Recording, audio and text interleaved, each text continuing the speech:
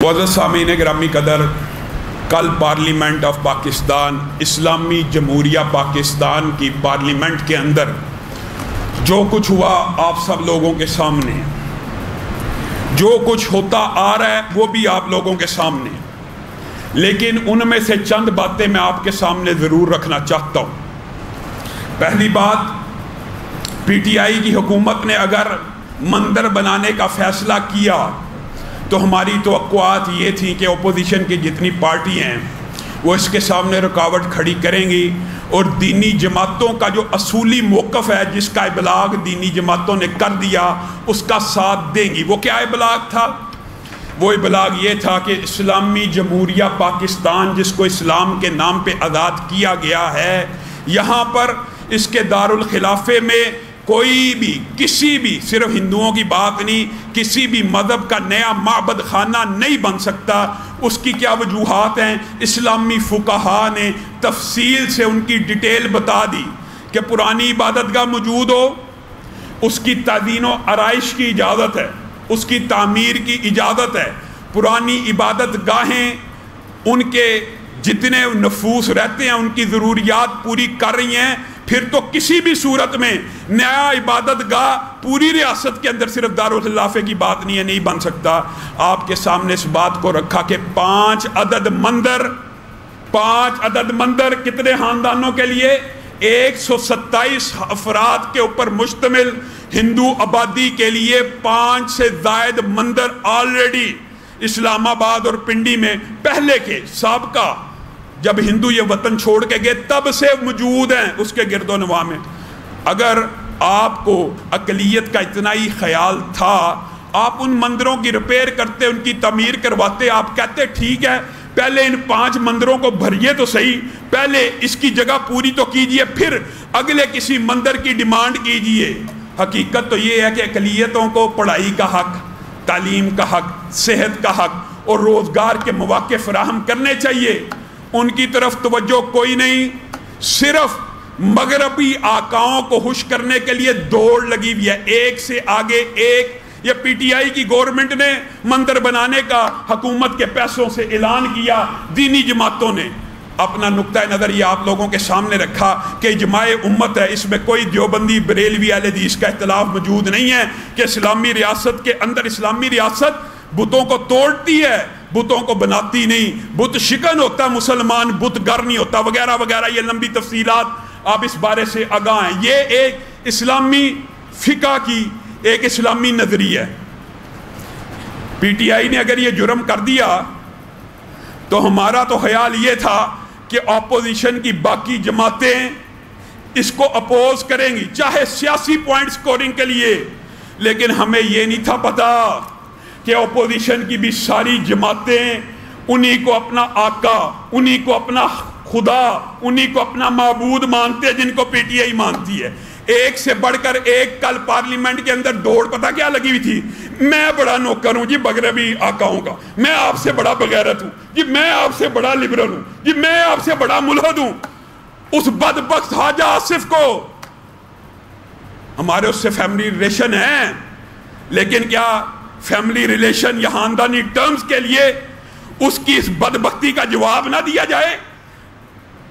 خواجہ آصف نے یہاں تک رہتا تو بھی قابل مذمت تھا، راجہ داہر کا ہر وکیل قابل مذمت و مرمت ہے، سومنات کا ہر پجاری، ہر اس کا وکیل قابل مذمت ہے، لیکن اس بدبخت کو حیا نہیں آئی مولوی کے خلاف جو بغض اور حسد دل میں لیے ہوئے تھا، اس کا اظہار کیسے کرتا ہے؟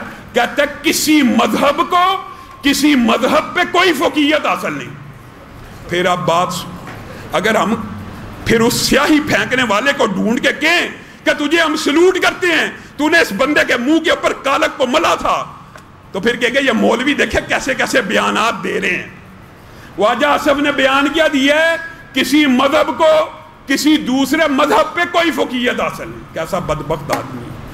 یہ مولوی کی مخالفت ہے کہ اللہ کی مخالفت ہے؟ هو الذی ارسل رسولہ بالہدی والدین الحق لیظہرہ علی الدین کلہ۔ یہ مولوی کہہ رہا ہے، اللہ کہہ رہا ہے کہ اللہ نے آپ کو دین حق دے کر بھیجا تاکہ باقی ادیان کے اوپر غالب آ جائے. اسی پر بس ہوتا کافی آیت. اللہ نے آگے کیا کہا ہے؟ ان الدین عند اللہ الاسلام. کیا؟ ان الدین عند اللہ الاسلام. اللہ کے نزدیک دین کیا ہے؟ اسلام. پھر اللہ نے کیا کہا؟ وَمَن يَبْتَغِي غَيْرَ الْإِسْلَامِ دِينًا فَلَن يُقْبَلَ. اور جو اسلام کے علاوہ کسی دین کو مانتا ہے اللہ تعالیٰ اس کا کوئی نیک عمل قبول ہی نہیں کرتا. کوئی نیک عمل قبول نہیں ہے. وَهُوَ فِي الْآخِرَةِ مِنَ الْخَاسِرِينَ. وہ آخرت میں خسارے میں سے ہے. یہ بھی آیت ہوتی کافی ہے. الْيَوْمَ أَكْمَلْتُ لَكُمْ دِينَكُمْ وَأَتْمَمْتُ عَلَيْكُمْ نِعْمَتِي وَرَضِيتُ لَكُمُ الْإِسْلَامَ دِينًا.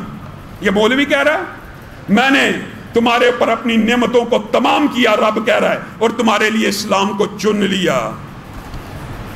یہ مولوی کہہ رہا ہے کہ رب کہہ رہا ہے کنتم خیر امت اخرجت للناس. تم سب سے بہترین امت ہو.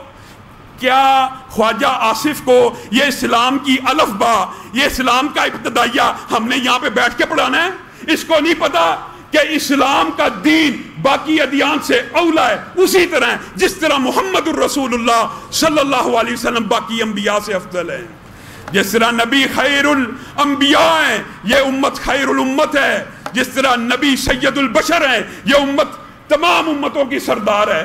اس بدبخت کو یہی نہیں پتا کہ اسلام کو باقی مذاہب پہ فوقیت حاصل ہے. قربان جائیں. اندازہ کیجئے اس طرح کے پارلیمنٹ میں بندے بیٹھے ہوئے ہیں مندر کا دفاع. اس طرح کا کسی مذہب کو جی کسی پہ فوقیت حاصل نہیں ہے. بننا چاہیے، نہیں بن سکتا. پاکستان اسلامی ریاست اللہ کے فضل و کرم سے.